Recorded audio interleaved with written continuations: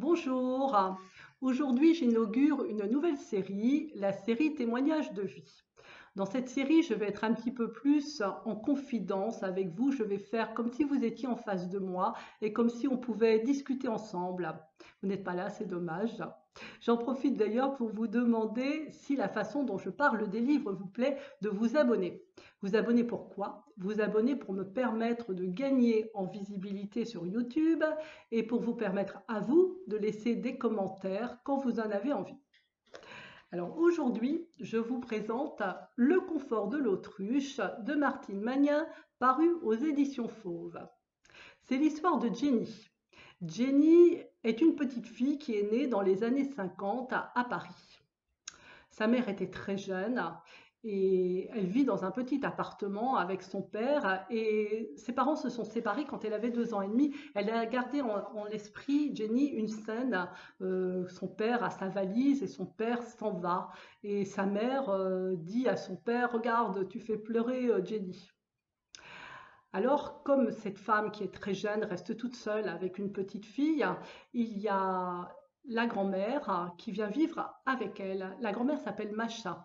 La grand-mère, c'est une femme pittoresque, une bonne conteuse.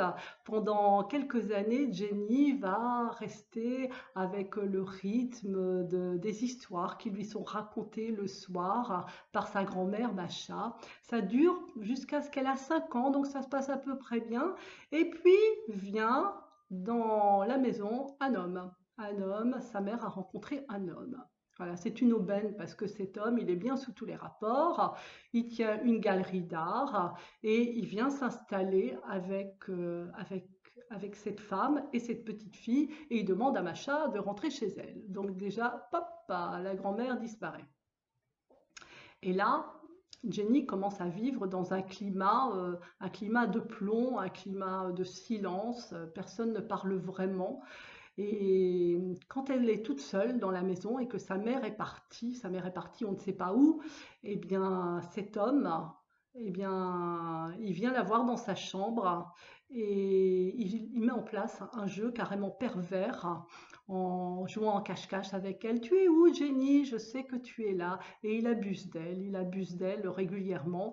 Et Jenny, elle a tellement honte qu'elle est pétrifiée par la honte et surtout elle est pétrifiée de peur. Elle ne peut pas réagir parce qu'elle est pétrifiée de peur. Alors je ne sais pas s'il y en a parmi vous qui ont déjà été pétrifiés de peur dans leur vie, mais moi ça m'est arrivé d'être pétrifiée de peur, pas une fois, mais pendant des mois, même des années. Et quand on est pétrifié de peur, on est complètement statufié, on ne peut pas réagir. Et donc Jenny, elle ne pouvait pas réagir. Mais comme elle ne pouvait pas réagir, c'est son corps qui l'a fait à sa place. Donc elle est tombée malade. D'abord, elle est tombée, elle ne mangeait pas, donc elle est tombée anémiée. Et ensuite, elle s'est mise à souffrir d'asthme. Alors le médecin, il a dit à cette mère, si vous ne voulez pas que votre fille, elle meure, il va falloir faire quelque chose, hein. Et donc, Jenny est placée dans le Loiret, dans un home.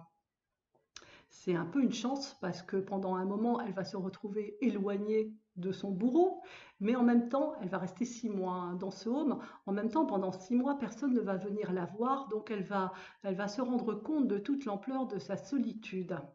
Au bout de 6 mois, comme elle a pris 3 kilos, c'est quand même bien 3 kilos, hein, et puis que la pension coûte cher, hein, eh bien, hop, elle retourne vivre avec sa mère et son beau-père. Et les choses recommencent, hein, faut pas croire que ça soit passé comme ça. Les choses recommencent comme avant, ils recommencent à abuser d'elle de la même façon.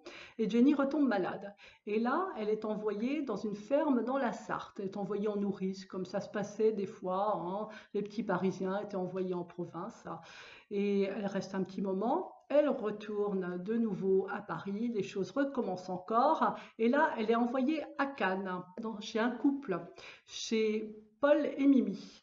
Et là, Paul et Mimi, ils voient arriver Jenny comme un cadeau du ciel, hein. C'est une petite princesse qui arrive chez eux et elle vit les moments les plus heureux de sa vie à Cannes avec Paul et Mimi. Elle prend des couleurs, elle se remplume, elle prend du poids et un jour, elle est tellement en climat de confiance avec Mimi qu'elle lui raconte tout. Elle craque, elle lui raconte tout. Et là, Mimi, bah, elle peut pas rester. elle peut pas rester sans rien faire. Quand une petite fille lui raconte ça, elle est obligée de réagir, hein. Donc, elle va voir la police et elle raconte ce que Jenny lui a raconté. Et en même temps, elle dit qu'elle la croit parce qu'elle raconte aux gendarmes ou à la police, je ne sais pas, comment Jenny est arrivée, dans quel état pitoyable elle est arrivée et comment elle a pu s'épanouir et récupérer même une joie de vivre complète. Donc là se met en place la justice. Il y a les gendarmes ou les policiers, hein, j'insiste, qui viennent chercher Jenny avec sa mère et elle est carrément arrachée de Cannes pour repartir à Paris et être écoutée par les forces de l'ordre à Paris.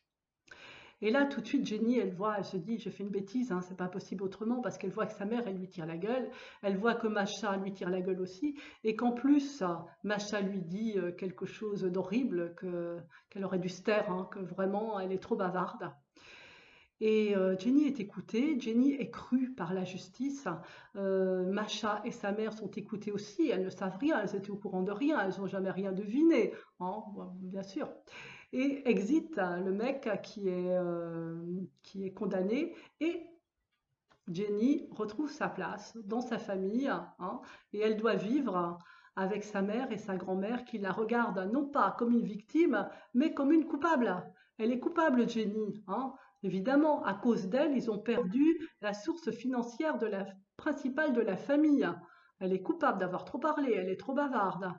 Donc, je vais arrêter maintenant de vous raconter l'histoire, hein, parce qu'il va vous falloir lire pour savoir comment Jenny a réussi à continuer à évoluer dans sa vie et surtout pour connaître les dessous de l'affaire, hein, parce qu'il y a des dessous de l'affaire que je ne vous dévoile pas. Alors, en quoi ce texte est intéressant?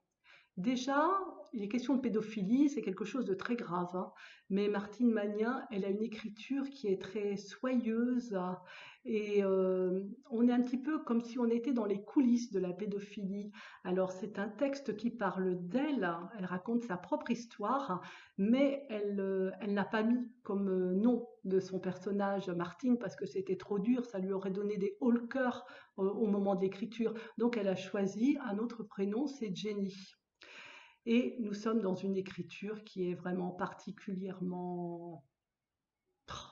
C'est splendide l'écriture de Martine Magnin. Si certains ont déjà lu du Martine Magnin, ils le savent. Si d'autres n'ont pas lu, eh bien, il faut le faire, hein. Donc ce n'est pas du tout un texte insoutenable. On est dans la sensibilité, on est dans la délicatesse pour raconter des faits horribles. Le confort de l'autruche de Martine Magnin aux éditions Fauve. À lire.